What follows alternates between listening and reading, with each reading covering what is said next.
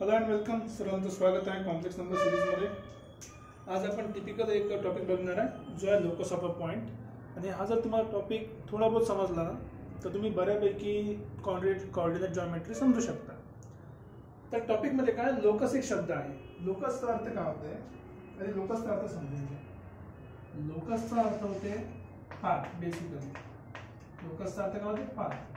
एखादी पॉइंट आहे जो रॅन्डमली काय एक पाथ ट्रॅव्हल करते। उदाहरणार्थ समजा आता की काहीतरी एक्झाम्पल पाहून घ्या आपण, ठीक आहे। असं काहीतरी सिस्टम आहे, काही असू द्या। आता एक पॉइंट आहे इथे, ठीक आहे। पॉइंटच्या ठिकाणी आपण एखादी एक्झाम्पल म्हणून चला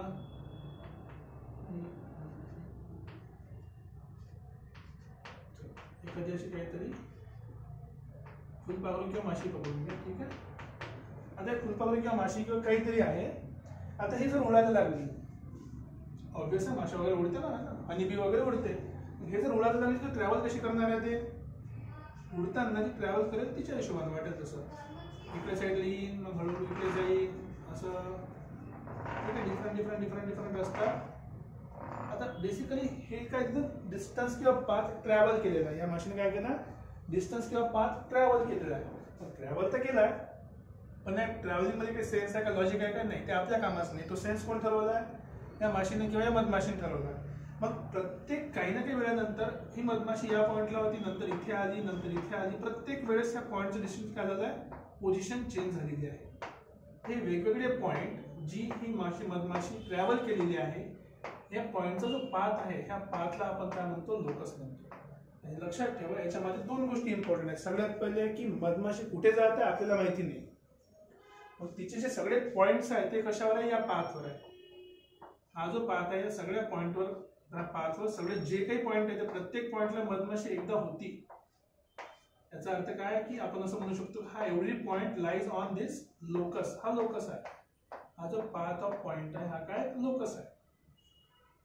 हा जो पाथ ऑफ पॉइंट आहे तो लोकस आहे। लोकस आहे तर त्याच्या मागे एक रिझन आहे, त्यांनी एक रूल फॉलो केला। रूल कोणता फॉलो केला, मधमाशीने जो डिसाइड केला तिच्या मनामध्ये ट्रॅव्हल करायचा पाथ, तो एक रूल आहे। तो एक रूल हमेशा काय करायला पाहिजे, फॉलो करायला पाहिजे। सो बेसिकली लोकसचा अर्थ काय होते की इट इज अ पॉइंट, एक पॉइंट आहे जो एक रूल फॉलो करून ट्रॅव्हल करते वेगवेगळ्या प्लेसेस मध्ये। सो लोकस काय झाला, इट इज अ रूल नाही म्हणू शकतो, पाथ म्हणून, ठीक आहे। रूल फॉलोइंग पॉइंट, जो कोणता पॉइंट असेल, आता पॉइंट प्रत्येक वेळेस बदलणार आहे का, बरं, कारण की आपण एक रूल फॉलो करतोय। So rule following point travelling through a path. Travelling म्हणा किंवा क्रिएटिंग, ट्रॅव्हलिंग शब्द यूज करा, किंवा क्रिएटिंग म्हणा, जो तयार करतोय, creating a path is called locus. परत सांगतो, या पाथला आपण लोकस म्हणतो, रूलला नाही। पण हा लोकस बनवण्यासाठी सगळ्यात महत्त्वाची गोष्ट काय, रूल सगळ्यात महत्त्वाची गोष्ट आहे। हा रूल फॉलो केल्यानंतरच तुम्हाला काय मिळणार आहे, एक पाथ मिळणार आहे। आणि तो पाथ प्रत्येक वेगवेगळ्या डिस्टन्ससाठी, वेगवेगळ्या पॉइंटसाठी डिफाईन राहील। आणि याच्यामध्ये एक इम्पॉर्टंट नोट तुम्हाला लक्षात ठेवायची आहे की एव्हरी पॉइंट ऑन लोकस, या लोकसवरचा जो काही पॉइंट असेल, एव्हरी पॉइंट ऑन लोकस म्हणजे या पाथवर विल सॅटिस्फाय द रूल। कारण की या रूल नुसार तो काय करता, फॉलो करता। एक्झाम्पल सांगायचं म्हटलं, जसं उदाहरणार्थ ट्रॅफिकचे रूल आहे आपले, ठीक आहे। गाडी चालवतो रस्त्यानं आपण ट्रॅफिकचे रूल फॉलो करायला पाहिजे, सर्वांनी करायलाच पाहिजे। ट्रॅफिकचे रूल जवळपास सगळ्यांना माहिती आहे की रोडवर सरळ चालायचं।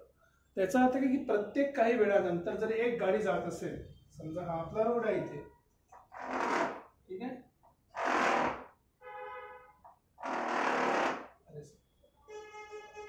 सॉरी, हा आपला काय एक रोड आहे, या रोडवर काय एक समजा छोटीशी गाडी आहे। आता गाडी मोटर बाईक पकडून घेऊ आपण, अशी काहीतरी सायकल किंवा मोटर बाईक आहे। आता मोटर बाईक किंवा सायकल काय करणार, ट्रॅव्हल करणार, ते हळूहळू अशी समोर जाईल। जेव्हा हे मोटर बाईक किंवा सायकल जे ट्रॅव्हल करणार आहे मोटर बाईकवर, याचा रूल काय, हा एक रूल फॉलो करतोय। कुठला रूल फॉलो करतोय, ट्रॅफिकचा रूल फॉलो करतोय। याचा अर्थ जर तुम्हाला माहिती आहे की हा ट्रॅफिकचा रूल फॉलो करणार आहे आणि ही गाडी सरळ रोडनं जाणार आहे, तर प्रत्येक काही वेळानंतर गाडी कुठे राहणार आहे, या रस्त्यावर। प्रत्येक वेळेस गाडी कुठे राहणार आहे, रस्त्यावर कुठे जाणार आहे, बेसिकली हा every position of this bike आपल्याला माहिती आहे, प्रत्येक वेळेला बाईक कुठे राहणार आहे, या स्ट्रेट लाईनवर राहणार आहे. म्हणजे आपण म्हणू शकतो की काहीतरी वेळानंतर ही बाईक त्या पॉइंटवर होती किंवा त्या पॉइंटवर जाऊन असणार आहे. हे जे कन्सेप्ट आहे, हे जे लॉजिक आहे, त्याला आपण काय म्हणतो, लोकस म्हणतो. ठीक आहे. तर आज आपण असेच काही लोकस बघणार आहे. याच्या आधी आपण बेसिकली एक लोकस बघितला ऑलरेडी. कुठला लोकस बघितलाय आपण? पहिला लोकस जो बघितला तो आहे अँगल सॉरी परपेंडिक्युलर बायसेक्टर. हे कोणतं बघितलं आपण? Perpendicular bisector. हा लोकस बघितला आहे आपण. परपेंडिक्युलर बायसेक्टर हा लोकस बघितला आहे. कसा काय? परपेंडिक्युलर बायसेक्टर कशाला म्हणतो? जर समजा माझ्याकडे एक लाईन आहे, ठीक आहे, ही एक लाईन आहे, ठीक आहे, इथे माझा पॉइंट आहे ए, इथे माझा पॉइंट आहे बी, आणि याला बायसेक्ट करणं म्हणजे अर्ध्या पॉइंटमधून लाईन गेली पाहिजे, कुठला तरी पॉइंट, तो पॉइंट अर्ध्यामध्ये असला पाहिजे, पण बायसेक्ट पण करायला पाहिजे, परपेंडिक्युलर पण पाहिजे. एक्झॅक्टली याच्यावर पॉइंट घेतला तो परपेंडिक्युलर राहणार नाही, कारण तो लाईनवर आहे. पण जर समजा मी अशी एक लाईन काढली खूप साऱ्या पॉइंटची, हा जो परपेंडिक्युलर आहे, तुम्ही याला जॉईन करा कुठे पण. समजा हा माझा झेड पॉइंट आहे, परत सांगतो झेड काय अननोन पॉइंट आहे. हा झेड पॉइंट एक रूल फॉलो करते. कुठला रूल? तो रूल आहे आपला परपेंडिक्युलर बायसेक्टरचा रूल. आणि तो रूल काय आपला तुम्हाला माहिती असेल, आपण शिकलो ऑलरेडी. जर ए चा पॉइंट असेल माझा Z1, बी चा पॉइंट असेल Z2 आणि हा माझा झेड पॉइंट असेल P सपोज, ठीक आहे. त्या झेड पॉइंट साठी आपल्याला माहित आहे की या दोघांचा distance AZ is always equals to BZ किंवा AP equals to BP. So आपल्याला माहिती आहे की modulus of AP is always equals to modulus of BP. Modulus म्हणजे डिस्टन्स आहे ना, तर डिस्टन्स काय आहे आपला याचा? बेसिकली डिस्टन्स काढू शकता, Z minus Z1 is equals to Z minus Z2. Distance असल्यामुळे तुम्ही कसंही घेऊ शकता, Z1 minus Z लिहू शकता किंवा Z2 minus Z लिहू शकता. पण in any case he distance काय राहणार आहे? सेम राहणार. हा आपला आपण पहिला लोकस बघितलेला आहे ऑलरेडी, राईट. नंतर आपण स्ट्रेट लाईनचं इक्वेशन बघितलं. इक्वेशन बेसिकली काय लोकस आहे. सर्कलचं पण लोकस बघितलं आहे आपण. काय फॉर सेकंड केस मध्ये locus of circle, locus of circle. आता जर एखादी पॉइंट सर्कल मध्ये फिरत असेल, एखादी पॉइंट जर सर्कल मध्ये फिरत असेल,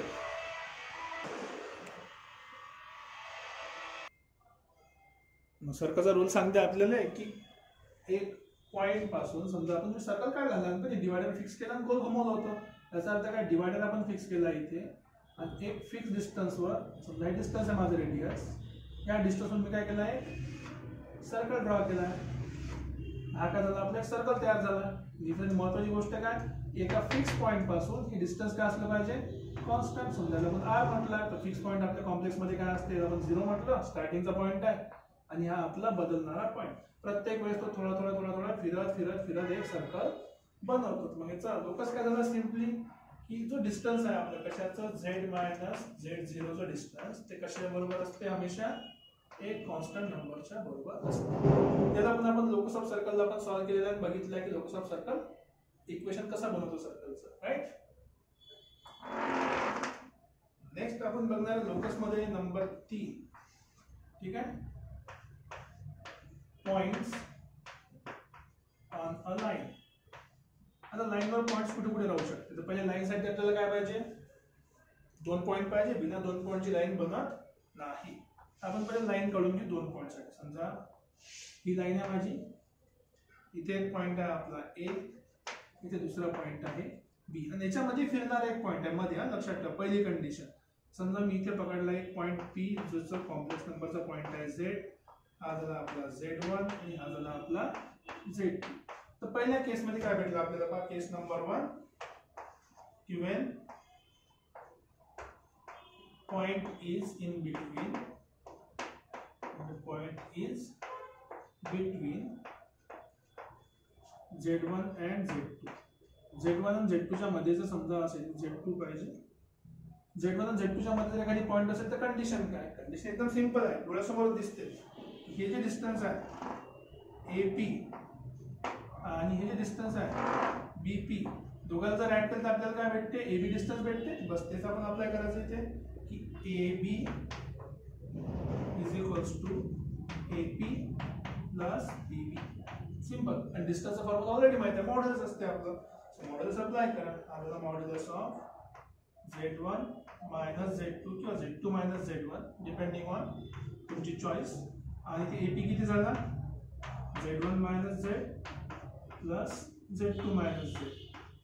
ठीक आहे. तुम्ही Z1 आधी लिहू शकता, डिस्टन्स आहे, डिस्टन्सला काही फरक पडत नाही की तुम्ही समोर चालले आहे की मागे चालले, आपण डिस्टन्स मोजतो एक्झॅक्टली, राईट. हे पण आपल्याला माहिती आहे बेसिकली की लाईनच्या मधात जर पॉईंट असेल तर काय होऊ शकते. आता लाईनच्या मधात आहे, चांगली गोष्ट. जर एका साईडला असेल म्हणजे एक्सटर्नल असेल, लाईनच्या बाहेर एका साईडला. ठीक आहे. सेकंड केस, परत सांगतो, हा Z म्हणजे काय, Z लोकस आहे, हा पॉईंट याच्या आतमध्ये फिरणार. कोणत्या केसमध्ये, जर हे डिस्टन्स काय झालाय, सेम झालाय. Okay. So when point is on either side, इकडे किंवा तिकडे, आयदर साइड ऑफ लाईन, लाईनच्या इकडल्या साईडला किंवा तिकडल्या साईडला असेल तर काय होईल. ठीक आहे. एक तर इकडे असेल किंवा तिकडे, बेसिकली एक्सटर्नल साईडला असेल तर काय होईल. ठीक आहे. एक लाईन काढून घेऊ. लाईन काढली, इथे आपला पहिला पॉइंट आहे A, नेहमीसारखा हा Z1. ठीक आहे. इथे ऑलरेडी पॉइंट आहे समजा एक B, Z2, आणि हा जो P पॉइंट आहे ह्या लाईनच्या बाहेर आहे कुठेतरी P पॉइंट Z. सो Pचा जो कॉम्प्लेक्स नंबर आहे Z. तर या केसमध्ये डिस्टन्सचा फॉर्म्युला परत अप्लाय करा, कारण लाईन तर बाहेर आहे, ऑलरेडी बाहेर म्हणून सांगतो. इथून समोर तो कुठेही जाऊ शकतो, या लाईनच्या Bच्या बाहेर एका साईडला. सेम लॉजिक तुम्ही याच्या बाहेर पण जाऊ शकता, पण ते दोन्ही मी घेत नाही. सो हे जे डिस्टन्स आहे आणि हे डिस्टन्स आहे, दोघांची ऍडिशन तुम्ही घेऊ शकता. सो बेसिकली तुम्ही काय म्हणू शकता, इथे पॉइंट बघितल्यानंतर की टोटल डिस्टन्स पहिले आपल्याला AB माहिती आहे. So AB is equals to काय होणार, AP मायनस BP. ठीक आहे. टोटल डिस्टन्स, ते डिस्टन्स मोठे आहे, दिसू राहिला आपल्याला, AP minus BP, right. So values put करा. AB डिस्टन्स किती आहे, Z1 मायनस Z2. ठीक आहे. आता AP मायनस BP घ्यायचं, तर AP किती झाला, Z1 minus Z minus Z2 minus Z. आता बघा, हे डिस्टन्स आहे. आता होऊ शकते की तुम्ही असा फॉर्म्युला लिहिला, Z1 या साईडला असेल, इथे असेल Z1, इथे Z2 असेल. तर बेसिकली हे जे डिस्टन्स समजा Z1 असेल तर छोटं झालं, हे डिस्टन्स मोठं झालं, तर आपण छोट्यामधून मोठा नंबर काढतो. जर छोट्यामधून मोठा नंबर काढला तर काय होणार, असं निगेटिव्ह येईल ना, तर निगेटिव्ह आन्सर नाही पाहिजे. तर या केसमध्ये आपण हे डिस्टन्स पूर्णच्या पूर्ण परत एकदा मॉडमध्ये ठेवू. हा काय झाला, locus of a point which is on either side of a line, either इकडे किंवा तिकडे, दोनपैकी एका साईडला असेल अशा लाईनचा, अशा पॉइंटचा आपण काय लिहिला आहे, लोकस. ठीक आहे. नेक्स्ट मध्ये परत समजा आता फक्त रे काढायची. किती झाले, 1 2 3 पॉइंट, 3 मधला आणखी एक कंडिशन. ठीक आहे. If point is on only one side of line, लाईनच्या एका साईडला आहे.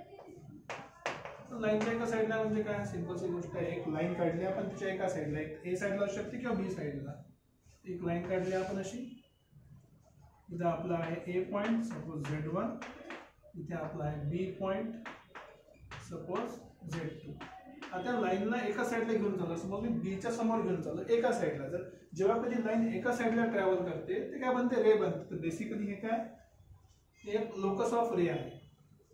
हा काय, लोकस ऑफ रे. आधी पहिले लिहून घेऊ आपण. समजा एक रॅन्डम पॉइंट आहे इथे, तो असा समोर चालला, असं समोर चालला. आता हा काय झाला, एक पॉइंट कुठेतरी रॅन्डमली P पॉइंट झाला, कोऑर्डिनेट आहे Z. स्ट्रेट लाईन थोडीशी खाली इकडे तिकडे, पण ठीक. परत फॉर्म्युला तोच आहे आपला. टोटल डिस्टन्स किती आहे, टोटल डिस्टन्स आहे आपला AP. आणि बेसिकली या दोन डिस्टन्सची ऍडिशन होऊ शकते, कुठली, AB plus BP equals to AP. किंवा आपण असं म्हणू शकतो की हा जो डिस्टन्स आहे Z1 Z2, हे डिस्टन्स जर मला काढायचं असेल, का बरं, कारण की माहिती आहे हे डिस्टन्स इक्वल्स टू काय होणार, AP मधून BP सबट्रॅक्ट करायचं. सो बेसिकली आपण म्हणू शकतो AB जे डिस्टन्स आहे it is equals to AP minus BP. आता एक्झॅक्टली इथे असंच राहणार, मॉड्युलस घ्यायची गरज नाही, कारण आपण एका साईडला रे घेऊन चाललो. दोन्ही साईडला नाही. मागे काय होतं, एदर साईड ऑफ, राईट साईडला असू शकते, लेफ्ट साईडला असू शकते लोकस आपलं, नको मॉड्युलस घेतलं कारण की डिस्टन्स प्लस पण राहू शकते मायनस पण. इथे आपल्याला एक्झॅक्टली माहिती आहे की राईटला चालू आहे. So therefore mod of z1 minus z2 is equals to mod of z1 minus z किंवा z, ठीक आहे, आणि मायनस z2 मायनस z. हे जे बनलं आहे हे काय, locus of a point on only one side of line. So this is nothing but equation of ray, locus of ray. Equation बना किंवा locus of ray बना. आणि एवढ्यावरच आपण काढतोय हे जे लिहितोय हे हा काय आपला एक रूल आहे. दिस इज अवर रूल. ज्या रूलला लोकसने फॉलो करायला पाहिजे, ज्या रूलला पॉइंटने फॉलो करायला पाहिजे तो आपला रूल आहे. याच्या आधी काय होतं, सेम रूल होते, हा रूल आहे. तर रूल फॉलो करणं महत्त्वाचं आहे. ठीक आहे, चलो नेक्स्ट नंबर 3 नंतर नंबर 4. 1 2 नंबर 4 म्हणजे आता बघू लोकस ऑफ इलिप्स. आता इलिप्सची प्रॉपर्टी काय, जर तुम्हाला इलिप्स माहिती असेल इलिप्सची प्रॉपर्टी काय, इलिप्सची प्रॉपर्टी की सपोज माझ्याजवळ इलिप्स आहे असा, ठीक आहे, हा इलिप्स आहे. ओके, याच्या सेंटरला काय असते, ऍक्सिस असते, सेंटरला काय असते ऍक्सिस. इथे एक असते तुमचा फोकस पहिला, सपोज आता म्हटलं मी एक जो आहे z1, इथे दुसरा फोकस असते त्याला म्हणतो आपण b, हा पॉइंट आहे z2. ते पॉइंट p आहे जो या इलिप्सवर फिरणार है ना. लोकस साठी काय पाहिजे, फ्री पॉइंट पाहिजे जो एक रूल फॉलो करणार आहे. लोकस साठी जो रूल आहे आपला तो रूल काय म्हणते की हे जे डिस्टन्स आहे AP प्लस BP हे हमेशा काय असते, फिक्स असते. लोकसचा रूल काय म्हणते, रूल याचं लक्षात ठेवा की AP plus BP is always constant. Fix असते, काय असते हमेशा फिक्स. किती असते ते मी लिहिणार नाही इथे, पण किती असते हमेशा फिक्स असते. तर फिक्स म्हणजे इथे जर आपण फॉर्म्युला अप्लाय केला आपला कॉम्प्लेक्स नंबरच्या फॉर्म मध्ये लिहिलं तर बेसिकली ते काय झालं, AP म्हणजे काय झालं z मायनस z1 किंवा z1 मायनस z ठीक आहे plus z2 minus z is equals to constant k. तुम्हाला बुक मध्ये उठले लिहून देऊ शकते की z मायनस z1 आणि z minus z2 one at the same thing. Distance आपण कुठल्याही पॉईंटने मेजर करा, दोन्ही साईडने डिस्टन्स आपल्याला काय मिळणार, सेम. तर हा झाला लोकस ऑफ इलिप्स. हीच जर गोष्ट आपण मायनस केली तर आपल्याला काय भेटते, हायपरबोला भेटते. तुम्हाला माहिती आहे का, त्याच गोष्टीला जर डिस्टन्सला आपण सबट्रॅक्ट केलं, जी काय म्हणते सबट्रॅक्शन आहे 2 पॉईंट म्हटलं ते जर फिक्स असेल तर आपल्याला काय मिळते, hyperbola, locus of hyperbola. So locus of hyperbola.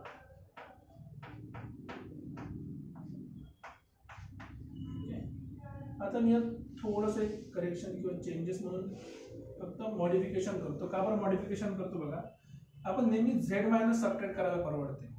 तर z मायनस z1 लिहा, इथे पण z मायनस z2 लिहा, इथे पण z मायनस z1 आणि z मायनस z2. आता हे का बरं करण्याचा फायदा आहे, कारण की जेव्हा आपण एखादा क्वेश्चन दिला असतो तर आपल्याला कम्पेअर करायचं की आपण कुठला जॉमेट्री किंवा कुठल्या लोकसला डील करतोय.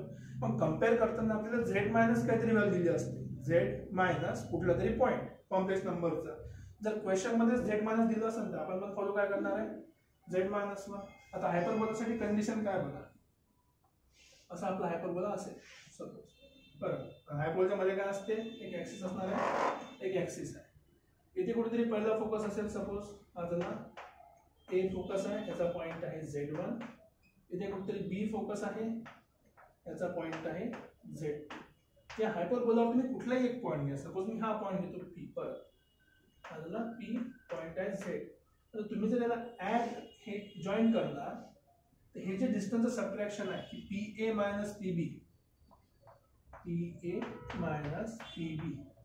आता डिस्टन्स आहे, डिस्टन्स आता ह्या साईडला मोठी अजून काही प्रॉब्लेम नाही. तो जर पॉईंट इथे घेतला असता तर PB थोडासा काय झाला असता, मोठा झाला असता, मोठ्यामधून लहान सबट्रॅक्ट केलं असतं. तर आपण याला काय आधी ऍक्च्युली मॉड्युलस, की डिस्टन्स हमेशा काय असलं पाहिजे, पॉझिटिव्ह. सबट्रॅक्शन काय, कॉन्स्टंट की. ठीक आहे, तुम्ही कॉन्स्टंट लिहू शकता इथे, नंतर व्हॅल्यू पुट करा. It is nothing but constant. म्हणजे बेसिकली तुमचं काय झालं, पहिले मॉड्युलस मोठा छोटा, P डिस्टन्स किती झालं, z minus z1 minus z minus z2 should be equals to k. हे जे काही फॉर्म्युला आपल्या बनत आहे हे काय झालं, लोकस ऑफ हायपरबोला. तर आपण लोकस काढणं काही कठीण नाही आहे, फक्त कंडिशन फॉलो करायची, रूल फॉलो करायचा, रूल मध्ये व्हॅल्यूज पुट करायच्या. मग जर आता आपल्याला लोकस मिळालं, इलिप्सचं भेटलं, हायपरबोलाचं भेटलं, आपण जर थोडंसं याची व्हॅल्यूज काढतो म्हटलं तर बेसिकली सगळ्यामध्ये काय असते, इसेंट्रिसिटी असते. जर तुम्ही इसेंट्रिसिटी काढतो म्हटलं, इसेंट्रिसिटी ते दोघांसाठी असते, पॅराबोलासाठी पण असते, हायपरबोलासाठी पण असते आणि इलिप्ससाठी पण असते. पॅराबोलामध्ये 1 असते, हायपरबोलामध्ये 1 पेक्षा मोठी, इलिप्समध्ये 1 पेक्षा छोटी. तर दोघांचा स्टँडर्ड फॉर्म्युला सेमच आहे, काय की AB ठीक आहे अपॉन तुमचा जो रूल आहे तो रूल काय तुमचा कॉन्स्टंट, की दोघांची ऍडिशन काय असली पाहिजे कॉन्स्टंट, दोघांचं सबट्रॅक्शन काय असलं पाहिजे कॉन्स्टंट. AB तुमचा काय झाला इथे Z1 मायनस Z2 प्रत्येक केसमध्ये डिवाइड बाय हे तुमची आहे इसेंट्रिसिटी, राईट. फक्त मॉड्युलस आहे त्यामुळे ते पॉझिटिव्ह राहणार, खाली के म्हणजे कॉन्स्टंट आहे ते पण काय राहणार आहे पॉझिटिव्ह, याला निगेटिव्ह करायची गरज नाही. हे बेसिकली लोकस ऑफ हायपरबोला आणि इलिप्स विषय. आणि हा इसेंट्रिसिटी दोघांसाठी पण आहे, हायपरबोलासाठी पण आहे आणि इलिप्ससाठी पण आहे, राईट. आता हायपरबोला केला, इलिप्स केला, तर समजा आपण सर्कलच्या सोबत आणखी एक ट्रीट करतो म्हटलं की सपोज माझ्यासाठी लोकस ऑफ सर्कल एक नवीन मेथडमध्ये नंबर 6 लोकस ऑफ सर्कल याच्या आधी पण काढलाय आपण, पण तिथे आपल्याला सेंटर माहित होतं आणि डिस्टन्स माहित होतं. जर सपोज मला दोन्ही गोष्टी माहिती नाही पण मला काय काढायचं आहे सर्कल काढायचं आहे, मला माहिती काय end point of diameter, diametrical form बघितला आपण. सो एंड पॉइंट आहे हा Z1 ए साठी, हा पॉइंट आहे आपला B, तो काय झाला Z2, राईट. आता जर मला एक लोकस काढायचं आहे कुठल्या Z पॉइंटचा तर मी बेसिकली काय करणार, तो जॉईन करणार. आणि तुम्हाला माहिती आहे डायमीटरचे आपण पॉईंट जॉईन केले तर अर्थात काय असतं ते 90 डिग्री.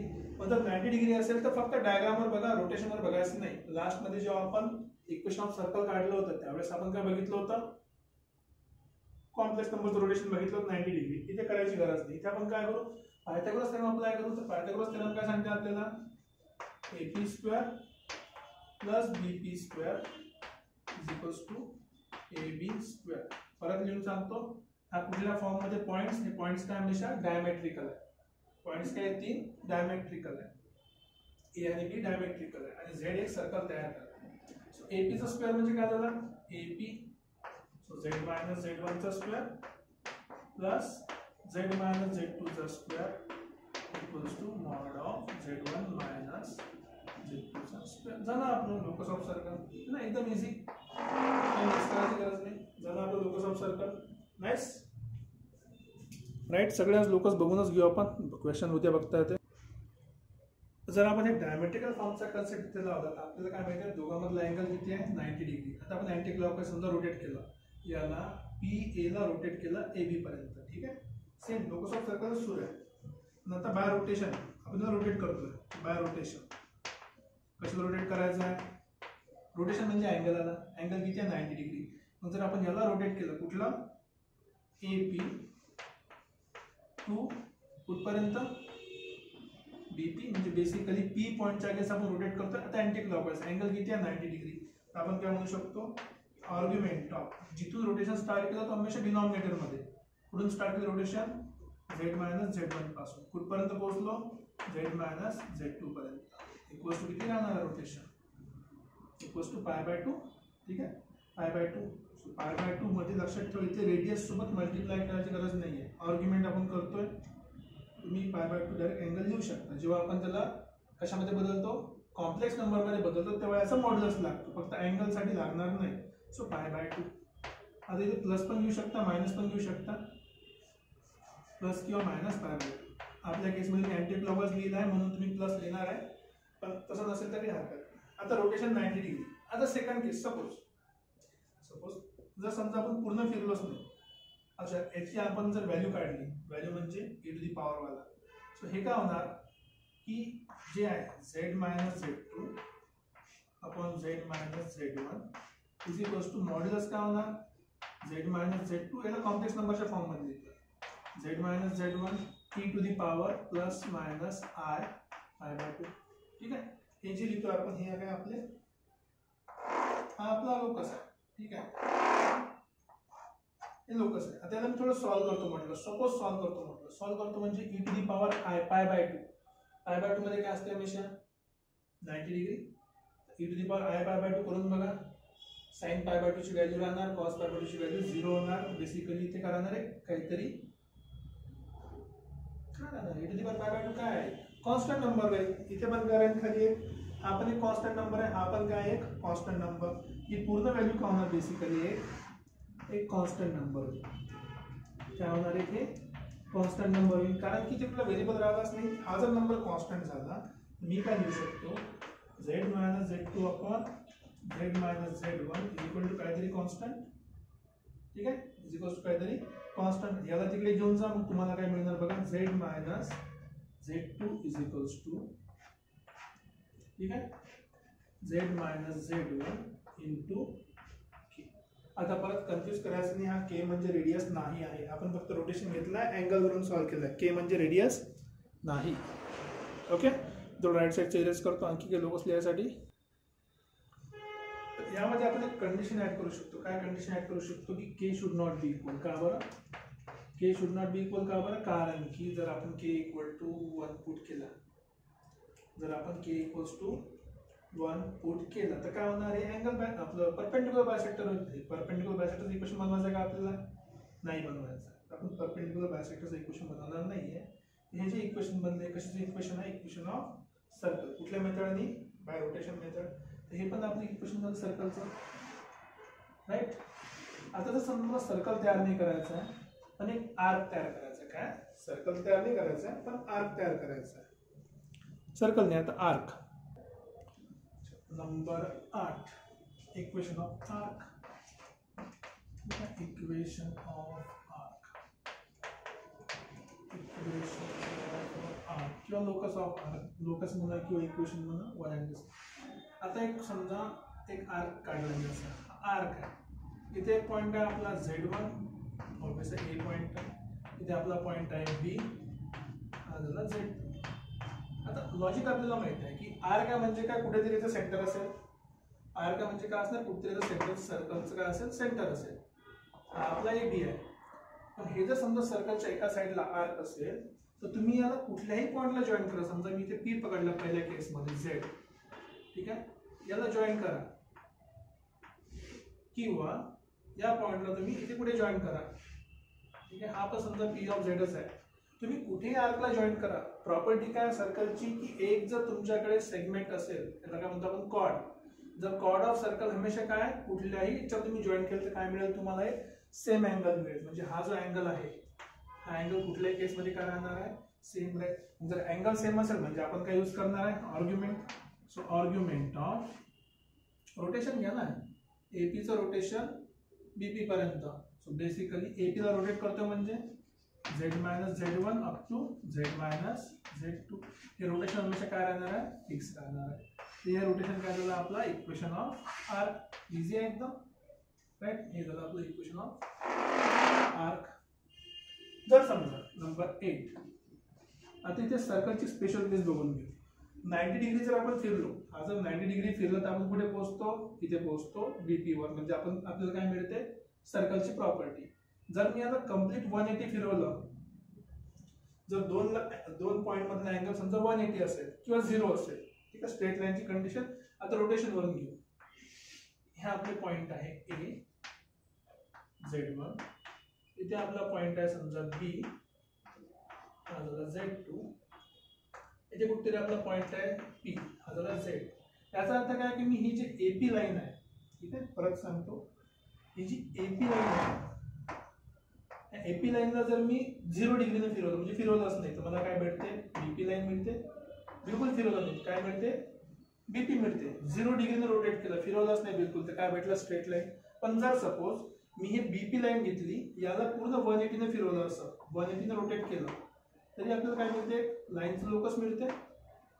म्हणजे दोन पॉइंट मधला आर्ग्युमेंट जर आपण 0 किंवा 180 ठेवला तर आपल्याला काय मिळतो, line. Locus of line as argument. आर्ग्युमेंटच्या केसमध्ये लिहू आपण, ठीक आहे, बेसिकली. सो आर्ग्युमेंट ऑफ कुठला फिरवायचा आहे, कशाला पण फिरवा, z minus z1, z minus z2. हा जर आर्ग्युमेंट तुमचा पाय म्हणजे 180 डिग्री किंवा 0 असेल तर जे तुमचं लोकस बनते ते लोकस काय आहे, स्ट्रेट लाईन. लोकस काय straight line, it is a straight line. आता इथे महत्वाची गोष्ट तुम्हाला काय समजायची, एवढं लोकस आपण बघितलंय. सगळ्यामध्ये महत्वाची समजायची गोष्ट जी आहे ती ही की जर तुम्हाला कंडिशन दिली असेल याच्यापैकी कुठली, तर तुम्हाला कुठल्या टाईपचा तो ग्राफ आहे, कुठल्या टाईपचा लोकस आहे ओळखता आला पाहिजे. म्हणजे जर तुमचा आर्ग्युमेंट 0 किंवा पाय आला तर तुम्हाला ओळखता आलं पाहिजे it is a straight line. जर तुमचा आर्ग्युमेंट फिक्स येऊ राहिला then it is equation of r. जर तुमचा आर्ग्युमेंट 90 डिग्री आला plus minus then it is equation of circle. जर तुमच्या डिस्टन्सची ऍडिशन कॉन्स्टंट असली तर तो इलिप्स झाला. डिस्टन्सचं सबट्रॅक्शन जर कॉन्स्टंट असेल तर तो काय झाला, हायपरबोला झाला. राईट. हे काय झालं आपलं basically types of locus of circle, parabola, parabola नाही हायपरबोला, एलिप्स. पॅराबोला लोकस काढता येतो पण एवढं कॉम्प्लिकेटेड मध्ये जायची माझी इच्छा नाही आहे आणि तसे क्वेश्चन रिअरलीच राहू शकतात. ठीक आहे, जर वाटलं तर कधी डिराईव्ह करून बघू आपण. ओके, तर स्ट्रेट लाईन पासून, आर्क पासून, सर्कल, इलिप्स, हायपरबोला आणि स्ट्रेट लाईन मध्ये पण व्हेरियस कंडिशन आपण बघितल्या. हे सर्व काय लोकसचा पार्ट आहे. तर लोकसचा कन्सेप्ट समजला असेल अशी मी तुम्हाला आशा करतो, होप करतो की तुम्हाला समजलं असेल लोकसचा कन्सेप्ट काय आणि कुठल्या कुठल्या रूल्स किंवा फॉर्म्युले आपण अप्लाय करायला पाहिजे.